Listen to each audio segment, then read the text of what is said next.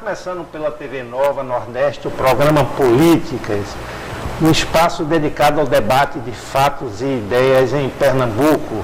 São entrevistas sobre política, economia, comportamento, ciências, cultura, enfim, as coisas da vida. Vamos conversar hoje sobre política, e política aqui em Pernambuco, a política municipal. Quem está aqui conosco é o jornalista Ivan Maurício. Ele é especialista em campanhas eleitorais e já fez muitas campanhas eleitorais, não é, Ivan? Então, eu queria saber dele, em primeiro lugar, o seguinte: como esse cenário nacional vem atrapalhando as campanhas municipais. Em outubro, vamos ter campanhas municipais em todo o país. E essa questão do impeachment, que não acabou ainda vai ter uma segunda votação pelo Senado e toda a tramitação, todo o debate a respeito disso. E isso vem, de algum modo, retardando o início das campanhas políticas. É isso, Ivan?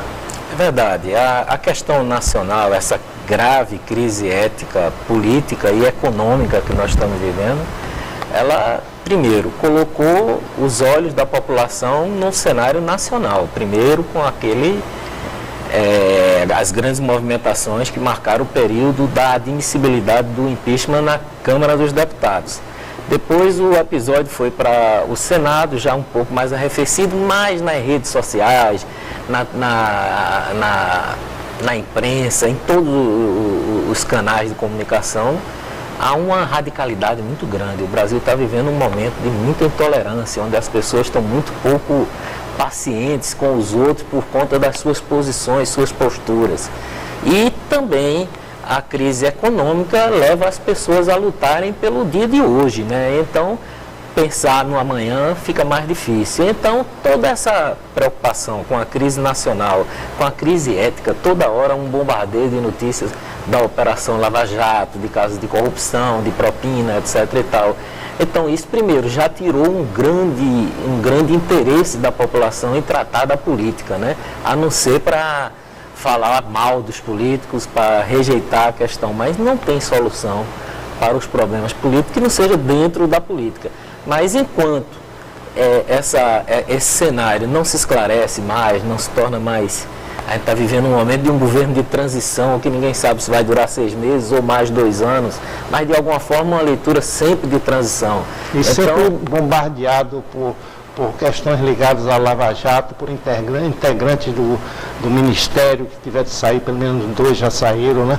E isso deixa uma população intranquila, né? Pelo menos insegura a respeito da discussão política, né? A base política do Temer não é diferente da base política da Dilma.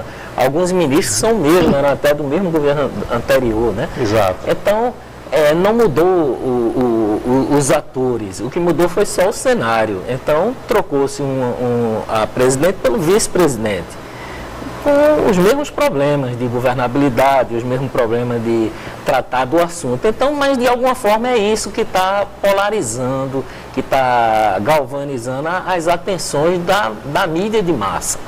Então, por enquanto, a eleição municipal está no segundo plano. No entanto, é nas cidades que moram todos os brasileiros, né? Ninguém mora no governo federal, no governo do estado, todo mundo mora numa rua, de um bairro, de uma cidade. E é lá que se vivem todos os problemas nacionais, né? O desemprego, a questão da saúde, da educação, tudo isso ocorre na cidade. E eu espero que a partir de agora, eu acho que até o mês de agosto, né, entre esse período que se vai votar definitivamente, mas eu acho que já começa a despertar um interesse pela vida nas cidades, que é a origem da palavra política no grego, né? Política vem de polis, vida nas cidades. Exato. Interessante esse tipo de coisa. E dentro dessa política municipal, haverá certamente nessa eleição uma certa resistência aos políticos tradicionais, ou essa é uma questão superada? Não, há uma resistência, a gente vê, né? Porque de repente, de alguma forma, algum eleitor votou nesses políticos todos que estão aí, né? E depositou neles muita esperança. Quando vê ele jogado ao resto do chão, da propina, da corrupção, da Lava Jato, a Lava Jato não privilegiou apenas um partido. De início, o PT foi mais atingido porque é o partido que está no exercício do poder, mas quando você começa a ver os novos movimentos da Operação Lava Jato, ela já atinge o PMDB, que era o grande aliado do PT, que depois rompeu com ele, né? O PSDB e todos vários outros partidos, legendas de menor importância no plano nacional. Então, isso leva a uma configuração de uma rejeição ao político de uma forma geral, daquela velha expressão, todos são iguais, todos costam 40, é isso, mas é preciso também que haja um exercício. Esses políticos, que são todos iguais, que calçam 40, foram eleitos pelos mesmos eleitores que hoje estão se queixando deles, né? Quer dizer, ninguém em Alagoas vai poder dizer que não conhecia o senador Renan Calheiros. Ele já tinha sido senador várias vezes, renunciou ao mandato por estar envolvido em casos de propina com uma empreiteira, né? E agora está novamente tendo seu nome citado. Então, ao eleitor de Alagoas não cabe dizer que não sabia quem era Renan Calheiros. No entanto, o elegeu o senador mais votado do estado. Exato. Passando para a questão municipal, puramente municipal. Hoje a gente vê alguns prefeitos que estão com problemas, tanto no Tribunal de Contas quanto na Justiça, e são prefeitos que vêm de uma linhagem, ou já foram prefeitos de outra época, e de repente estão em finalização dos seus mandatos, no sentido de terem sido suspensos, não é? Retirados do poder, ou até mesmo presos pela polícia estadual, como vimos recentemente aqui em Pernambuco. Esse tipo de comportamento, aqueles prefeitos de antigamente, aqueles prefeitos que tinham currais eleitorais, esse tipo de coisa funciona ainda, porque o plantel de prefeitos é um plantel fraco, né? Do ponto de vista de gestão, né? Muitas coisas que estão acontecendo aqui em relação às prefeituras é falta de gestão municipal, né? O que a gente está vendo é uma falência do modelo de gestão. Né? O modelo de gestão, tanto no nível municipal, como no nível estadual e no federal, faliu. Os governos, em todas as esferas, e a partir daquele que deveria dar o exemplo, que é o governo federal, gastaram mais do que arrecadaram. Hoje o Brasil trabalha com um déficit fiscal da ordem de 170 bilhões, né? Reconhecido pelo governo, né? Então, o que é que significa? Significa que esse governo, em algum momento bem recente, gastou mais do que arrecadou. Então, isso de alguma forma ocorreu com as gestões da área estadual e federal. Raros são os estados e municípios brasileiros tão equilibrados. Pior do que isso, é um modelo de gestão que tentou formar a base partidária ou política. No caso do plano federal, quando se tentou formar uma base partidária, se apelou para o mensalão, que depois se transformou no petrolão. No governo estaduais, é a nomeação de correligionários. E nos municipais, aí esse caso é muito mais grave.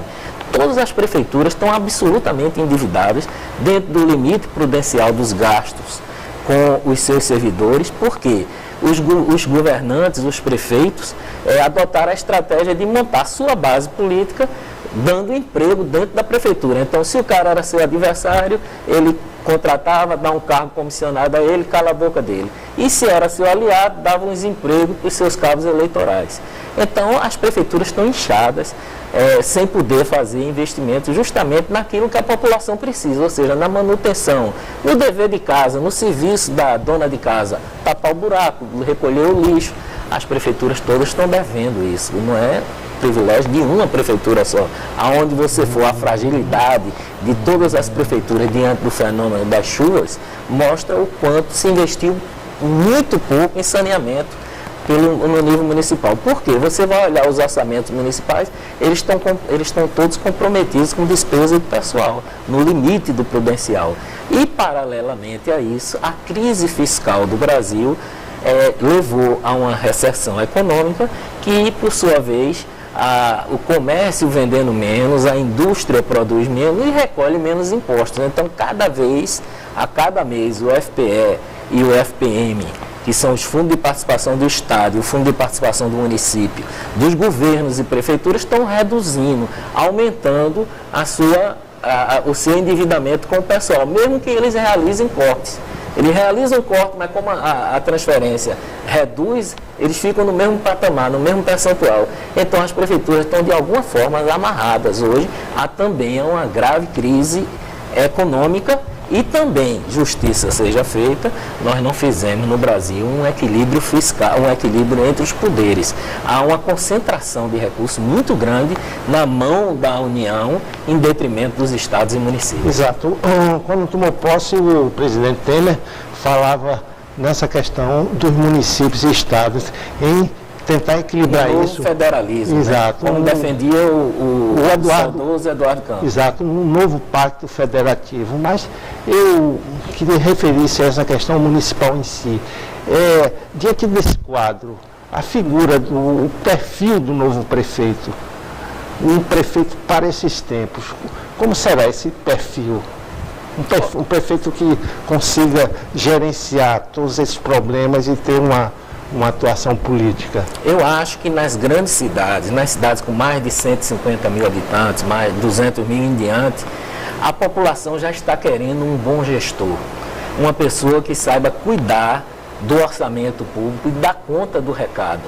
Agora, nas cidades menores de 100, e é a maioria dos municípios, ainda é uma disputa entre famílias, entre grupos feudais, que se revezam no poder em troca de um brutal acirramento político. Eles radicalizam a eleição para não deixar surgir forças novas. Então, a gente pode ter nessa eleição municipal uma mudança de comportamento, de querer um gestor, uma cara nova, alguém que pense diferente, que tenha um olhar novo sobre as cidades, mas que essa pessoa vai se dar mais no nível onde tem mais universidades, onde tem mais formação de opinião pública.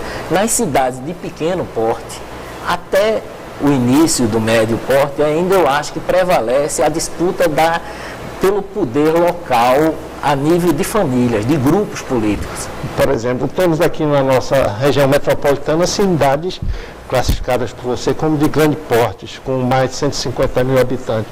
Mas, em comparação, se tem algumas cidades que têm um potencial econômico maior, que estão querendo fazer um trabalho bom, bem estruturado, outras com o mesmo potencial têm gestores totalmente incapazes disso, né? E essa visão em que o dono da bodega pode governar uma cidade por conta de saber tomar conta bem da sua bodega. Essa coisa pequena, essa política ultra varejista, isso tem espaço ainda hoje diante dessa crise toda? Ainda tem, infelizmente ainda tem. A gente percebe que o Brasil ainda não conseguiu fazer eleições a cada 2 anos. Consolidou um processo democrático, mas não conseguiu formar partidos. Ainda falta ao Brasil a reforma política. Nós temos excesso de partidos, partidos de aluguel, partidos que são vendidos em véspera da eleição. Mais de 30 partidos, de 39. Né? Partidos que existem só para vender o tempo de televisão.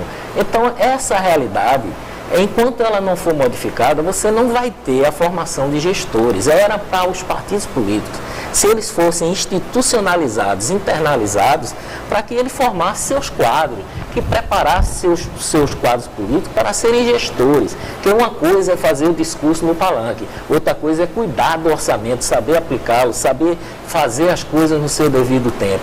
Então, falta ainda ao Brasil gestores que façam monitoramento, que acompanhem a realização das obras, que saibam onde está o dinheiro, aonde buscar as parcerias e o recurso. Infelizmente, nós não temos políticos capacitados para isso em todos os partidos. Não é privilégio de ninguém. Estamos todos nivelados. Enquanto não se fizer uma boa reforma política para que os partidos tenham centros de estudo, de formação, de preparação de quadros, poucos são os estados brasileiros que têm formação de gestores. No Ceará tem, no Rio de Janeiro tem, aqui em Pernambuco ainda não temos. Formar gestores públicos, pessoas que sejam qualificadas para administrarem uma cidade, que afinal de contas está administrando todo mundo desse país. Exato. Vamos fazer um pequeno intervalo, daqui a pouco a gente volta para continuar a nossa conversa com o jornalista Ivan Maurício. Até já. Aí agora a gente entra na questão da... Só um jornal que traz cultura no nome pode ir além da notícia. No Jornal da Cultura, a informação clara e direta. Veja também nesta edição o debate dos últimos acontecimentos e a sua participação ao vivo. Participe com perguntas aos nossos convidados por meio do WhatsApp e também pelo Twitter e Facebook. De segunda a sábado, 9 da noite, Jornal da Cultura. Um homem, muitas faces. É o fato de ser um senhor do tempo. Para ele, o universo é o quintal de casa. Poderíamos voltar no tempo? No espaço, sim. E avançar no tempo. E no espaço. A sabedoria quase ilimitada. Ele é diferente. Ele leva a luz estelar em seu olhar. Ah, muito perceptivo. E a aventura, seu sobrenome. Quem é você? Doutor ou doutor. O doutor quem? Doctor Who. De segunda a sexta, 8 da noite. Onde você quer ir? O que você quer ver? Aqui, na Cultura.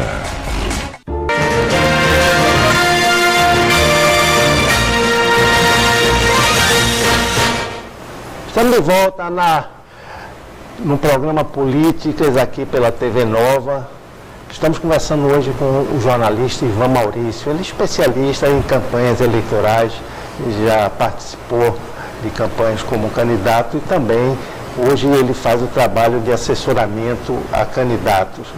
Ivan, em tempo de internet, essa campanha municipal vira totalmente o que aconteceu em relação à internet nas campanhas anteriores, não é? Que mudanças aconteceram nessa campanha?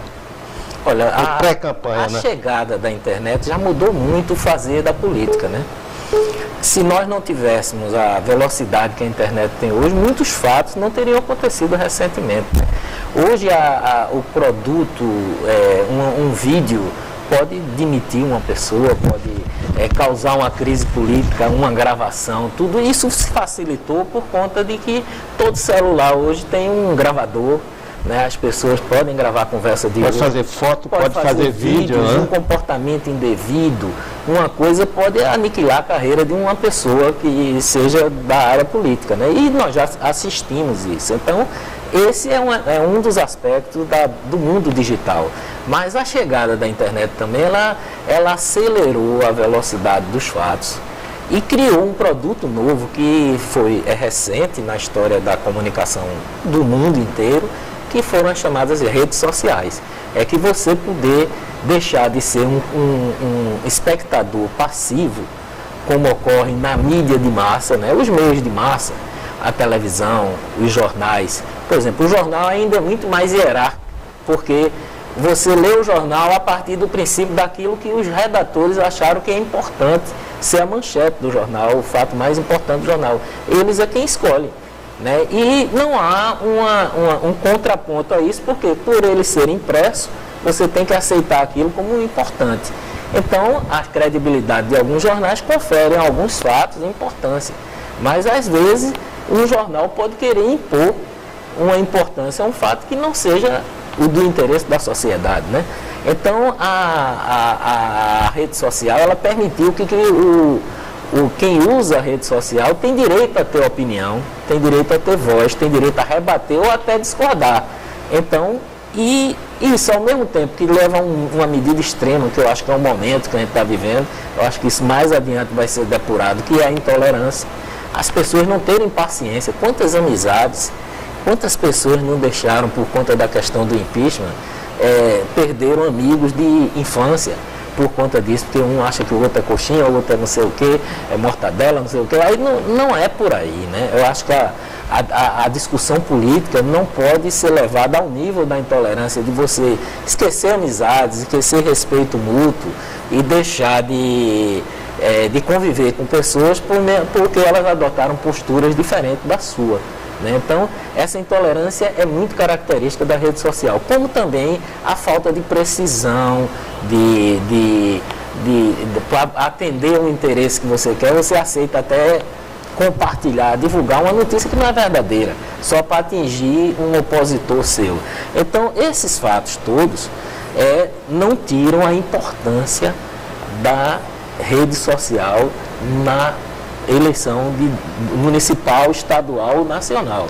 Exato. A gente vê observa que esta campanha houve realmente uma mudança, houve uma liberação da internet para os pré-candidatos, a pré-campanha para os pré-candidatos. Isso aí foi, de alguma forma, liberado. Mas diante de um contexto desse que você citou aí, um contexto de intolerância, um contexto de fatos mentirosos, não é, que entram numa correia de transmissão e podem ter uma dimensão muito maior do que nunca teve, um fato inexistente. Isso não traz uma conturbação, isso não prejudica um pouco essa pré-campanha, já que os pré-candidatos querem se impor pelo seu ponto de vista, né? Querem dizer a sua verdade. Né? Essas coisas paralelas que ocorrem atrapalham essa pré-campanha na internet? Atrapalham não só na internet, como de fato criam um ambiente. A gente está vivendo um momento novo, é um momento de transição. A chegada da internet tem pouco mais de 2 décadas, não chega nem a 2 décadas, de fato, né? E a chegada das redes sociais ainda não completou nem a primeira década.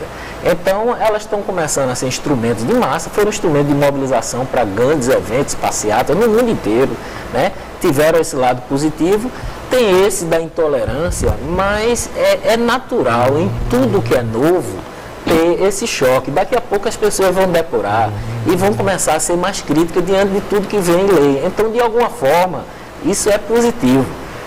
Pode parecer contraditório, mas é positivo, porque piora quando você aceitava que a manchete do dia era que o jornal lhe dava. Hoje não, você tem direito a ter suas opiniões, a escolher os assuntos que você quer. Tem muitas informações de nichos na internet.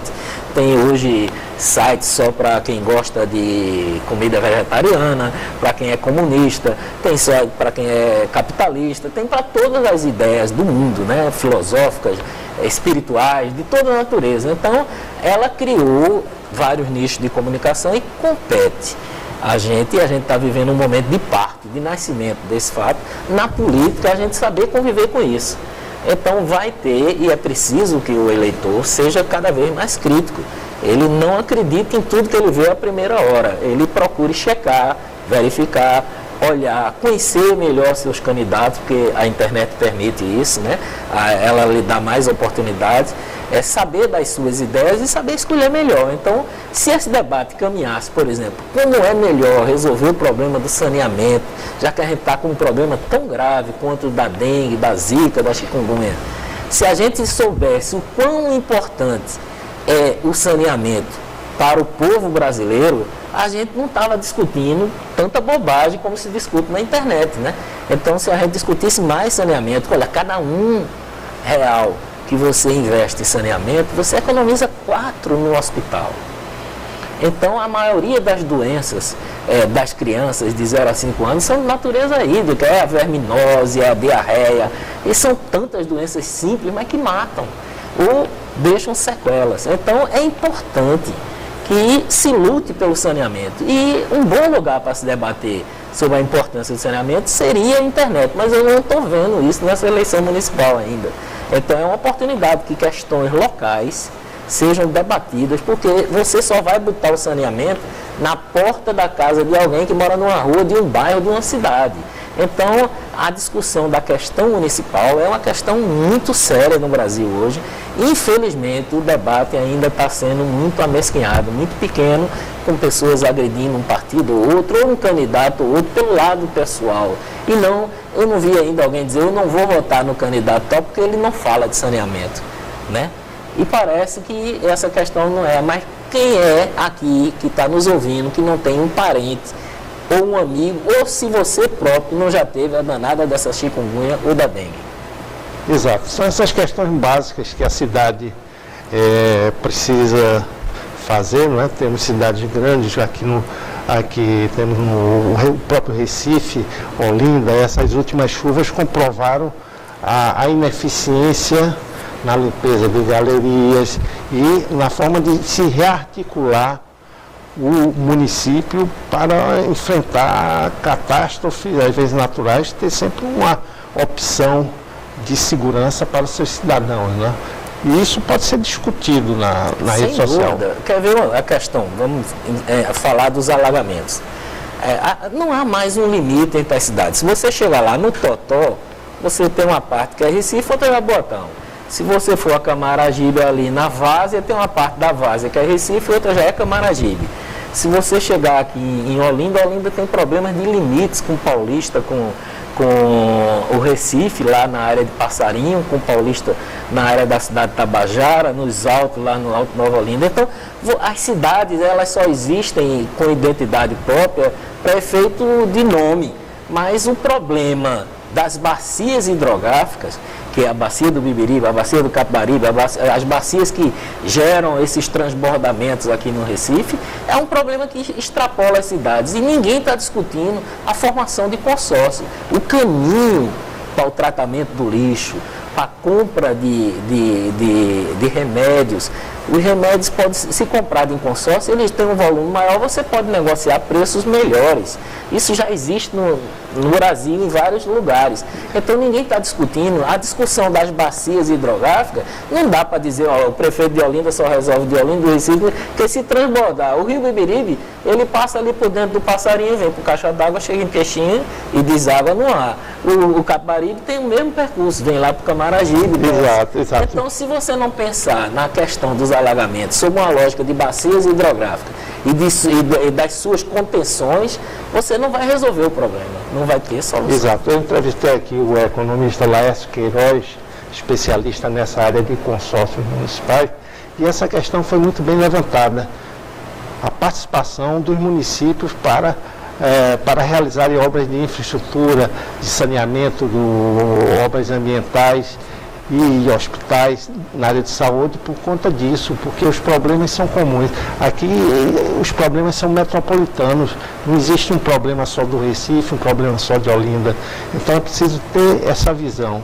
Mas voltando à questão da campanha eleitoral, o guia eleitoral da forma tradicional, como era feito antes, o candidato ia na TV, dava seu recado e seu número e ia-se embora. Ainda funciona? Ainda tem condições de funcionar diante dessa interatividade das redes sociais? Olha, ele hoje funciona porque a televisão ainda é um grande veículo de massa e ninguém assiste televisão desligando. Eu não gosto desse programa de ligo, só ligo no outro. Se a pessoa, no mínimo, deixa o televisor ligado e fica andando em casa, presta atenção pouco ou muito, mas ele tem uma influência grande de audiência. Agora, o que a gente discute, aí eu tenho opiniões próprias, é que esse modelo do Brasil levou a um processo de corrupção absurda, que são guias com produções cinematográficas. Quer dizer, na Europa, nos Estados Unidos, as eleições lá se resolvem com 3 grandes debates ao vivo, porque aí você começa a ver se aquele teu candidato é o que ele pensa ou é o que ele leu. Porque o candidato que a gente viu, no caso da presidenta Dilma, na televisão, foi uma, a presidente de fato é outra. Então ela negou o discurso que fez, porque foi escrito por um chamado marqueteiro, né, que virou uma profissão, que é uma maneira de lavar dinheiro, com ganhar muito dinheiro, com superproduções e discursos feitos à base de pesquisa para agradar o povo. Mas que no fundo, veja bem, a pena que se está dando ao João Santana é por lavagem de dinheiro, mas ele tem um outro crime que ele cometeu, muito mais grave, mas muito mais grave mesmo, que foi ter induzido o brasileiro ao erro, a acreditar em coisas que não aconteceram e nem vieram a acontecer, que eram pura mentira, né? E nas redes sociais deve prevalecer exatamente a verdade, né? Onde você vai interagir com aquilo que é noticiado, né? Ivan, infelizmente chegou o final do nosso programa, a conversa estava melhorando, foi boa, mas estava melhorando ainda mais sobre a campanha eleitoral. E eu agradeço aqui a sua presença. Quando estiver mais próximo da eleição, já está convidado para voltar aqui e conversar sobre exatamente isso, de desenrolar de uma campanha política. É tão interessante as pessoas saberem como isso se dá, mas essa estratégia, essa visão da conquista do voto, né? Então isso é importante, dos votos e das consciências. Muito obrigado, Ivan, pela sua presença e até o próximo programa.